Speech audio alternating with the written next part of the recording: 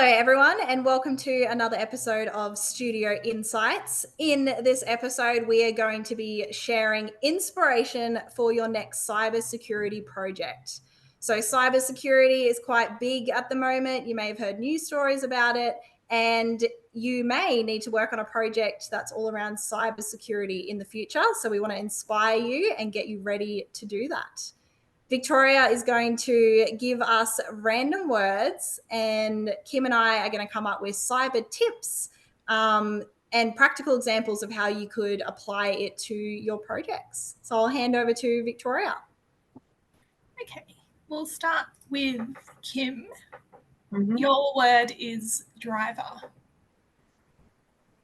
Okay.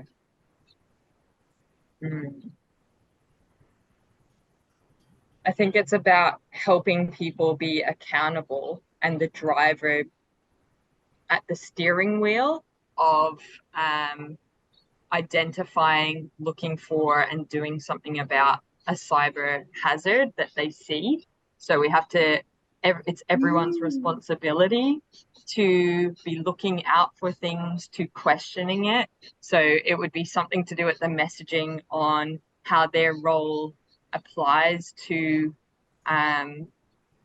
like where cyber hazards are in their role, what things they interact with that could become a threat or lead to an attack, and helping them understand that they are the only person that has this particular responsibility and are the driver for protecting against that hazard. Love that. What a good start. Yeah, well done. Thank you. Right. Hannah, it's hard. Some of these words I'm like, I think we've done these in other ones, but I know you'll have different tips. Oh, God. Fat. F-A-T. Fat? Yes.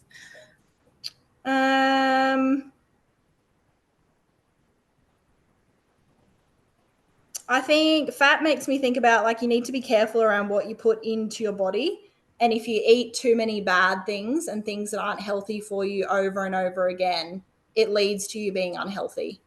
And I think the same goes with cybersecurity.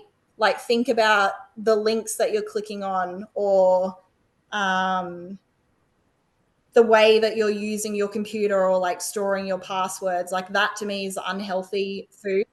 And if you keep doing that over time, you are going to get fat, or you're going to be at high risk of a cyber attack, or it could be a high risk of a heart attack if you thought about like the fat version.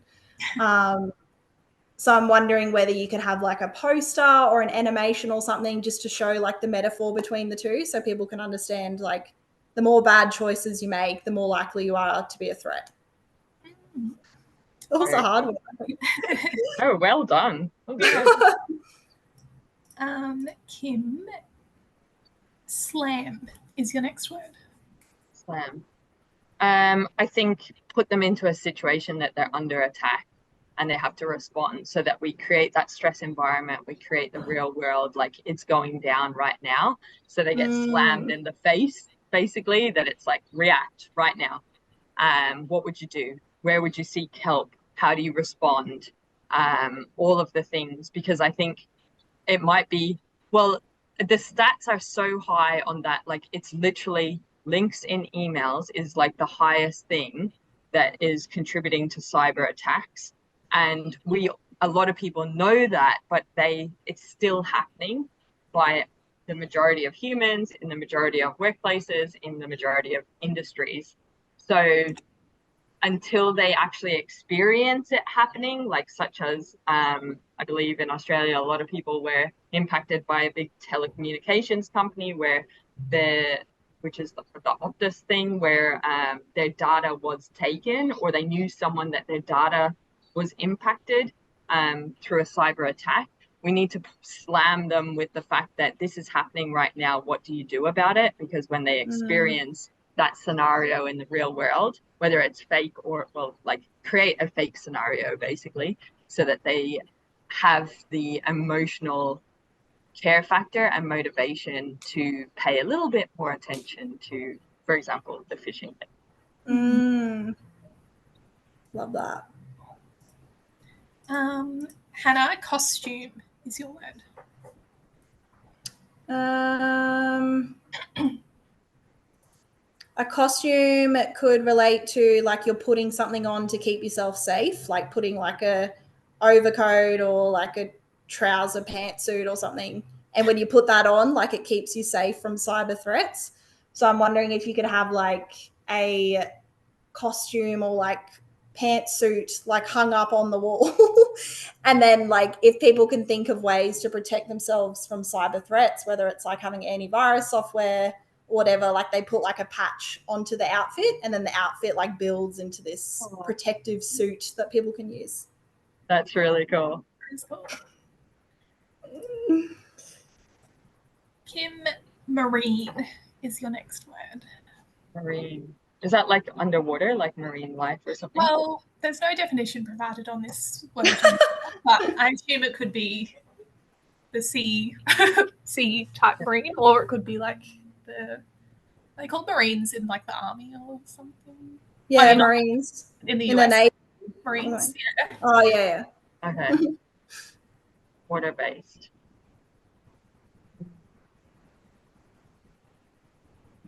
Oh, I wonder if it's about an analogy, because there's so much life under the ocean that we don't understand or know about, or it's like even when you're swimming in the ocean, like literally there could be a fish or a jellyfish like right there, but you don't see it unless you have goggles on. So I wonder if it's around maybe it's a scenario or an interaction, or maybe it's a wall mural that is like an under the sea land, and it shows hazards, threats, and attack in like the marine life.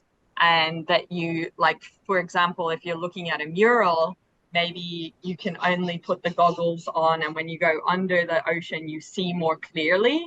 And then it's about like, what do you need, I don't know, what's under there that might pose a hazard to you. Like, for example, you see a shark but it's this far away, and then it's like, okay, but now you don't have, like, you have to pop your head back up because you don't have a snorkel to be able to like breathe underwater. Now you pop your head back up, where's the shark, right? So you've got to grab your toolkit and build your equipment to be stronger, like protected against what might be coming at you. So if you have a snorkel and goggles, you can at least keep your eye on the shark and its distance, and look for help. And then maybe there's something else around you. So maybe it's about like connecting to a story or analogy where we do have fear around it and it makes sense. And if they're in that as a tangible interaction or installation, that they get to see the difference, not just think about the difference. Because that could be a click and reveal or like a slider interaction if it's e-learning, or it could be like a mural like installation thing if it's actually in the workplace as well. I feel like I want this as a project. Yeah, me too. That's really cool. I love that. Call Kim at belvistastudios.com and organized to do this for you. Hannah, your word is scratch. Scratch.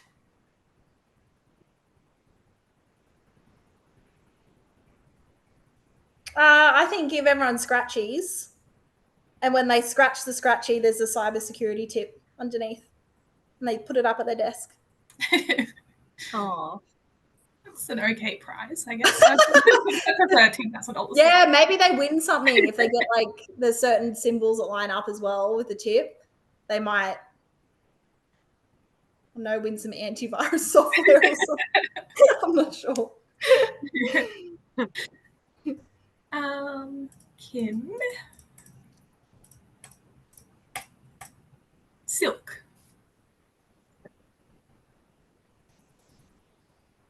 It makes me go back to the Silk Road, which is like where trading and merchants went across from, I think, the east to the west to bring things. And I guess the Silk Road as a story is like connecting the dots between the action that you take today and how it plays out, the consequences, good or bad.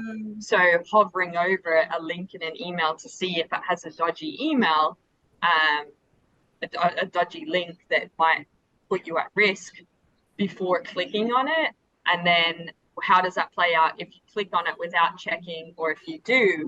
And then how does that mean that, okay, because for example, it would be like a scenario where maybe the person is processing invoices for the organization, and they process the invoice, an invoice comes in, looks like the same email as usual, same person's name that you normally contact. You click on the link, and then actually it's just someone manipulating who you normally talk to, and then all the data is stolen, and then all of what it means is it puts a pause on payroll. And then because this isn't detected for 48 hours as the issue, and you don't report it because you don't think anything of it, you've just gone and paid your invoice and you think you've done the right thing, but meanwhile the invoice hasn't actually been paid. And then so 48 hours later it's detected, which means that like hundreds or thousands of people's salaries can't be processed because you've been hacked and the payroll system is down. And then it takes like time to get in contact with the people that own that system to turn payroll back on. Maybe people don't get paid that fortnight. How do they pay their groceries? How do they pay like eat their food and all of that kind of stuff? So really showing how it plays out and why when like an email link is the highest kind of thing that causes these cyber attacks is so simply avoided, and why we should care about it because of the consequences that play out if we show them the road follows. Yeah. Love that.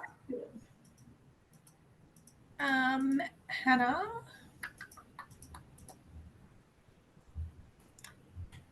I should say one. What rating does this video have? Moon.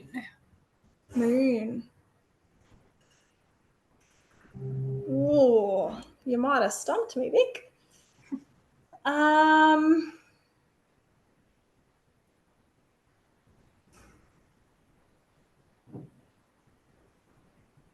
It could be like a game, like a gamified solution where because like the moon is like uncharted territory for many, and I feel like the internet can be uncharted territory and you don't know what you're going to find.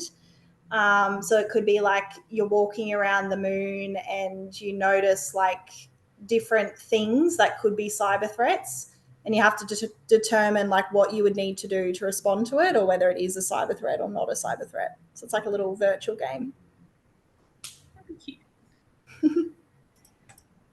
Maybe one more each. Yeah, sure. Muggy is your word.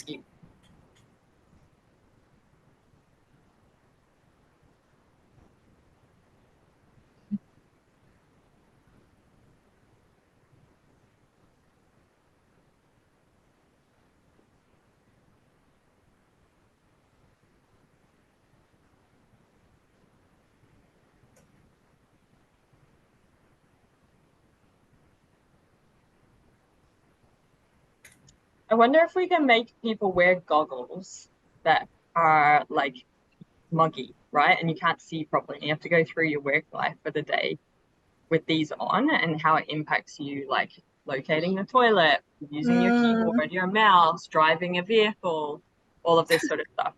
Driving a vehicle. Operating machinery. Yeah. So the mugginess of that is you're not fully able to do your job, and it's the appreciation of when you don't look for hazards, you're actually not properly doing your job either. You don't have all the information that you need. You don't have all the resources available to you, but this will help you empathize where you need to actually have clarity and see clearly things that are all around you to be able to operate to the best of your ability, to contribute to your team, the organization, and to serve your customers.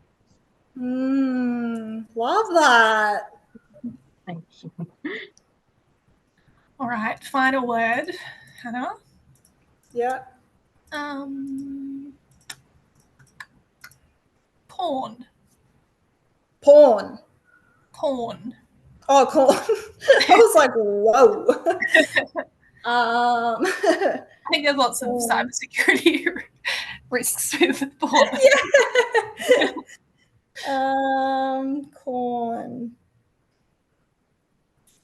I think you should see an organization like an empty bit of corn, but each corn kernel is like a protection mechanism. And to make it a fully functioning piece of corn, you have to add all the protection mechanisms that you need to fill up that corn cob. So that could be like having like safe systems, having people trained properly. But there's this, it just shows you how many different ways there are you can contribute to cybersecurity and to always fill up that corn. Even one little bit of corn missing, little mites and bugs could get into the corn cob. Very creative. Yeah. Bonus one, because that makes me think of, have you ever played Kerplunk? It's like a tower and it has sticks. Yeah, I think so. So you pull the sticks out and you're meant to like pull as many sticks as possible, and that otherwise marbles fall through and that's you losing. And I feel like it's like the opposite is like, how do you like, I don't know. I do not cut the Yeah, I don't know. That was cool. Very good. All right, is that everything? Yes, good. Well done, Hannah. Well done. Thank well you. done, Kim. Good job, team. I hope you got some cybersecurity inspiration for your next cybersecurity projects. If you have any ideas, please comment them against this video. It'd be great to share with each other the sort of things we've seen in the cybersecurity space. And thank you for tuning in. Yeah, and bonus ad. Want our support to create solutions like this, do email me, kim@belvistastudios.com. These are the kinds of solutions that we're creating for clients at the moment. Yes, this has a cybersecurity frame to it, but this is the sort of stuff that we do for data, for governance, for leadership, for supervisory stuff, for inductions. So reach out and we can help you with ideas like this for your next project. What's up, awesome human? Thank you on behalf of myself and the Belvista Studios team for continuously choosing to learn with us. We really appreciate it. If the tips and the insights and the context resonate with you and you want to take your skills to the next level, or you want to make your life way easier, you will love our Creator Hub. The Creator Hub is a place for people like you and us. Basically, it's the stuff that we use internally at Belvista Studios and then we just share it publicly with you. The Creator Hub is created by instructional designers for instructional designers, and what you'll love there at the moment is we've got a quiz, Could I Be a Better Instructional Designer, that has so much tips in the feedback if you're interested in human-centered design or just taking your skills to the next level in terms of the solutions you're creating and the problems you want to solve. But in there as well, aren't we cute? That's us. But we've got the coaching courses, freebies, give us gratitude, and also we've got some templates. And basically they're always around the lens of learning experience design, instructional design, and e-learning. So a human-centered design focus is very much what we're about at Belvista Studios. So putting your learners at the heart of a solution and creating something for their needs. So there's the human-centered design stuff, and then we've also got the business stuff. So this is the stuff they don't teach you about when you want to become a freelancer or a consultant in the instructional design world. So go check it out. The link is in the description. You can check out everything that is available for you. Thank you for choosing to learn with us. Continuously invest in your skills. You will be rewarded as an instructional designer. Share this stuff, share it with other people, because when we are better instructional designers, we create better solutions that create better humans, that create a better world. So we have a very important role, and I'm excited to be on this journey with you. Have an awesome day.